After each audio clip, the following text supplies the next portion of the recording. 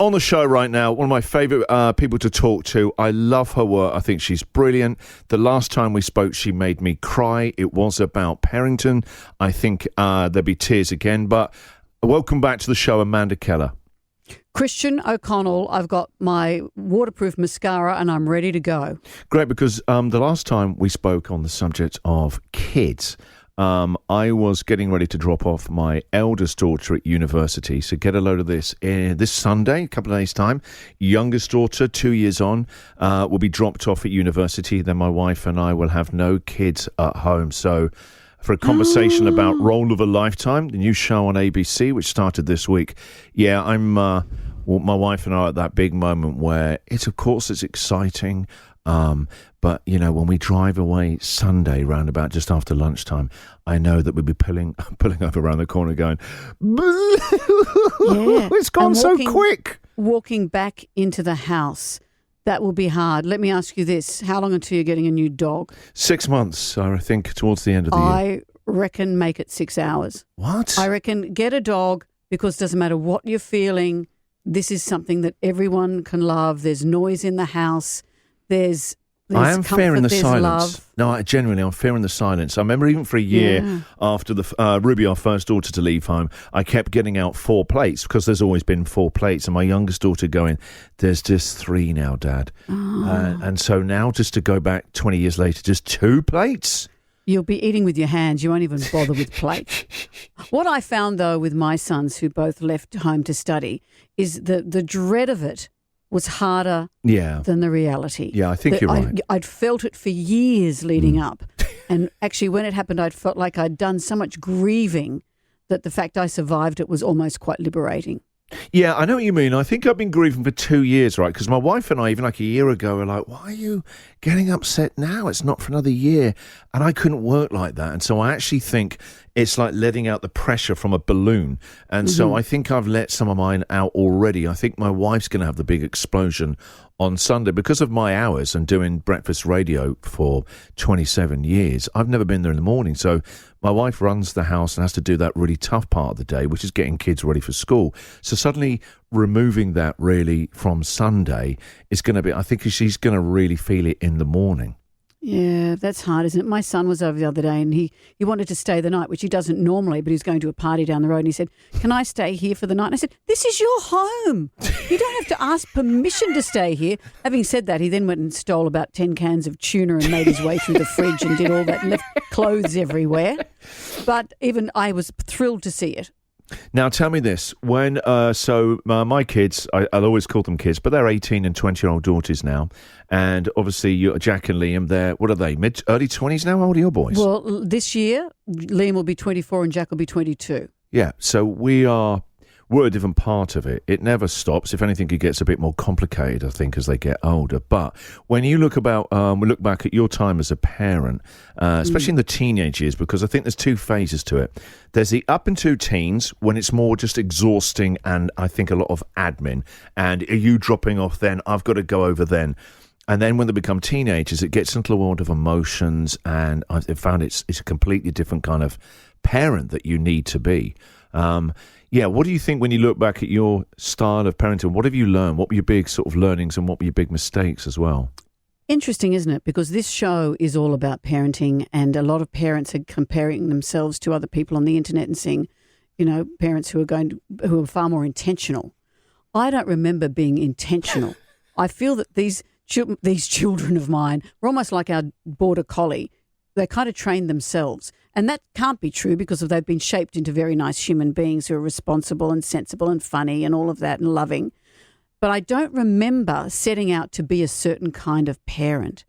But the hard thing about parenting tweens and teens now is that you have to parent in 2 dimensions, in the real world and also in the digital world. And my kids were kind of just at the beginning of that. But children, by and large, are now fully in the drop zone. And if you went out for the day, in our day, your parents knew what kind of people you were hanging around with. Generically, they kind of knew where you were and what you were doing. Now, all of that is hidden on a screen and you have no idea of the kind of influences that are coming to bear and on them. And it's really so hard to deal with that, right? Because I had really hard. both of my daughters over the years were, bullied online and on their phones, and we didn't really have any idea. It's only now they're sort of really telling us about it. And actually, they both sort of said, well, this is just the way it is. At least when we were kids, if you had a bad day at school, when you went home, that was your safe space. You closed the front door, and at least you had that night. You didn't know if your friends were doing something without you or if you're being excluded. And you had a night just to regroup. And then you go back to school on a brand new day. But now, actually, it's 24/7. And it's so hard to deal with that. How can kids be robust enough to know that all their friends are together and you're not?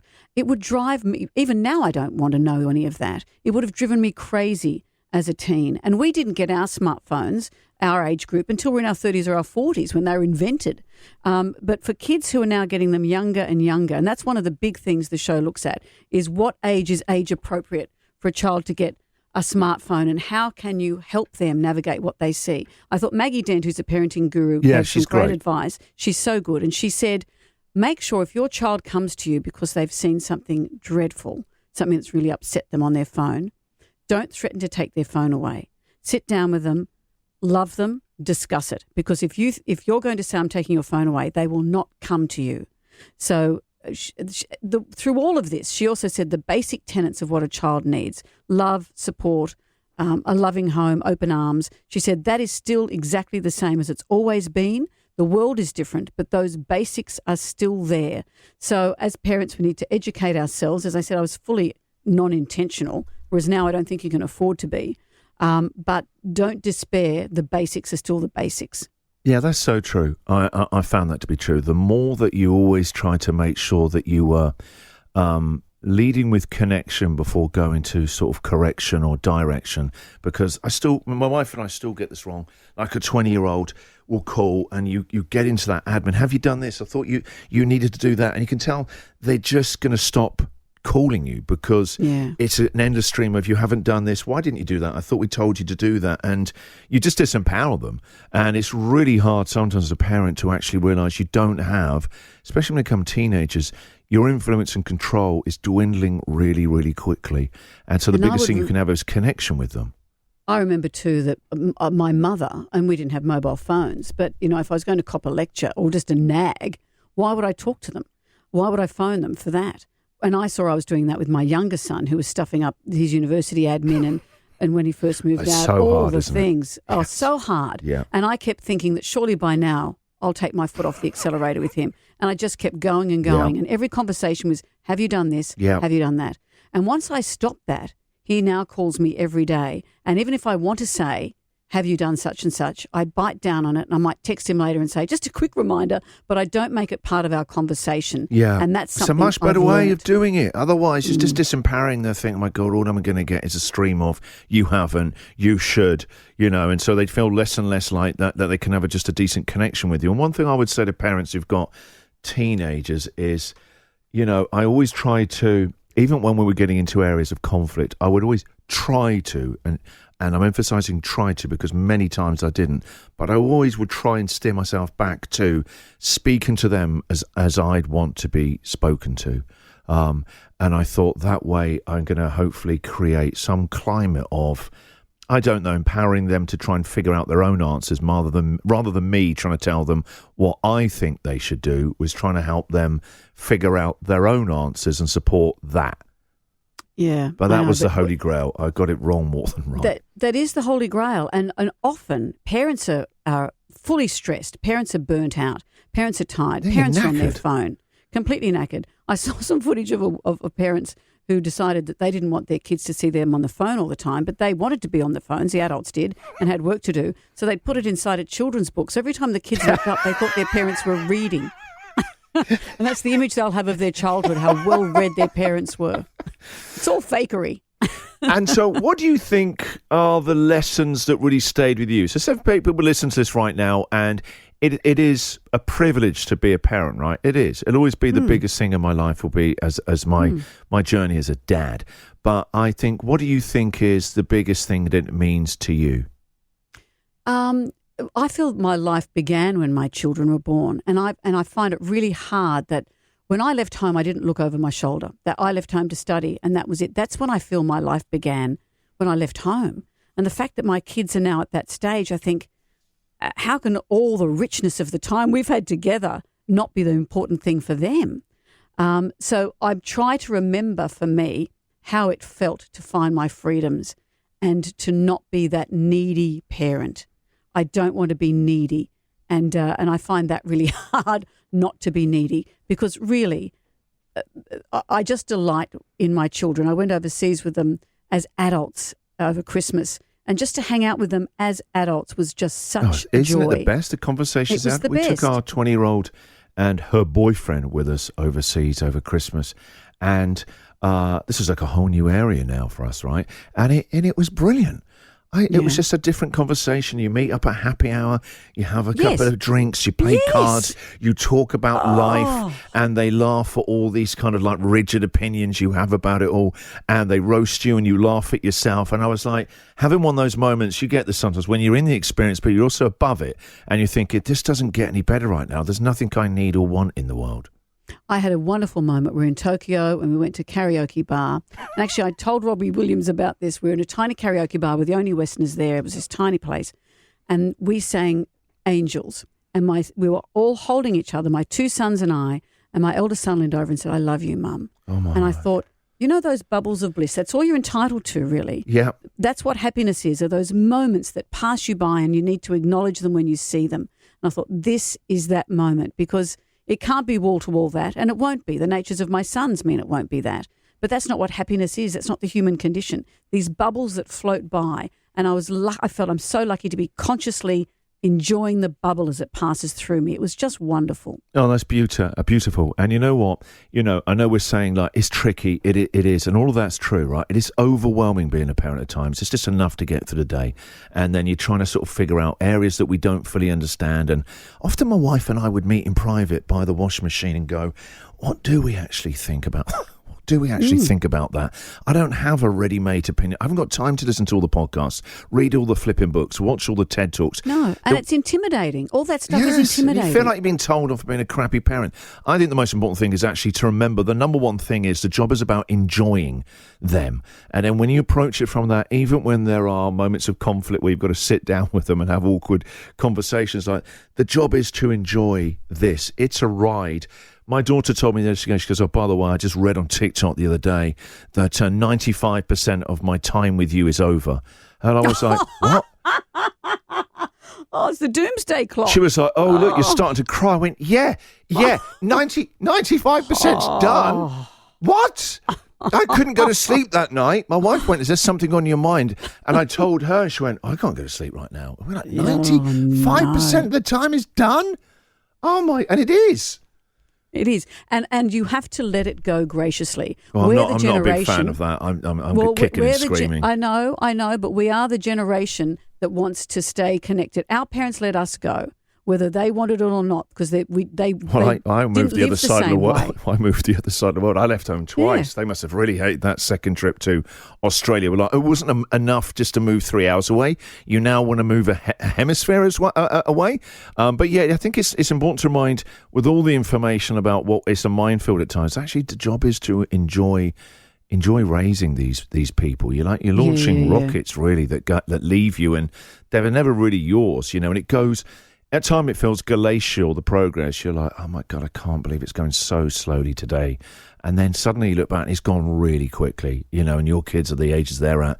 I've got daughters now who are 18 and 20, but I still love deeply the journey of being a parent and trying to figure out how best to support them.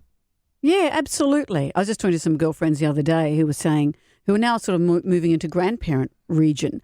And it makes us all feel that we weren't intentional enough or present enough when they were little, but we were just busy raising them and keeping them alive. Grandparents can treasure every single moment. As a parent, that's a luxury, but it doesn't mean you weren't a great parent. None of us were awake enough to treasure every moment, but those moments that you had, all you need to do, as you say, is a rocket. Set up a rocket that's leaving from a loving base.